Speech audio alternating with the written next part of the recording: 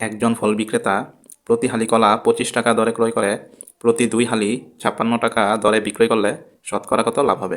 অঙ্কটি করার সূত্রটি হচ্ছে টাকা বাই টাকা সমান টি বাই টি গুণ 100/100 যোগ লাভ। উপরে আমরা ক্রয় মূল্যের হিসাব করব এবং নিচে বিক্রয় মূল্যের হিসাব। যদি আমরা এখানে মান বসাই, টাকা ক্রয় মূল্যের টাকা হচ্ছে এখানে 25 বাই টাকা বিক্রয় মূল্যের টাকা হচ্ছে 56 সমান টি ক্রয় মূল্যের টি হচ্ছে প্রতি হালি আমরা জানি 1 হালি হচ্ছে 4টি, আর বিক্রয় মূল্যের টি 2 হালি আমরা জানি 8টি গুণ উপরে 100 নিচে 100 যোগ লাভ।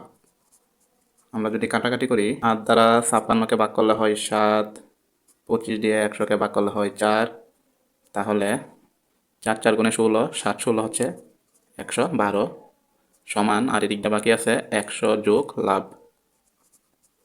100 এখানে যোগে আছে, এই পাশে পক্ষান্তর করলে বিয়োগ হবে, তো 112 থেকে 100 বিয়োগ করলে থাকবে 12, তার মানে আমাদের লাভ হচ্ছে 12%। পরবর্তী প্রশ্নের উত্তরটি আপনারা কমেন্ট করে জানিয়ে দিবেন। ধন্যবাদ।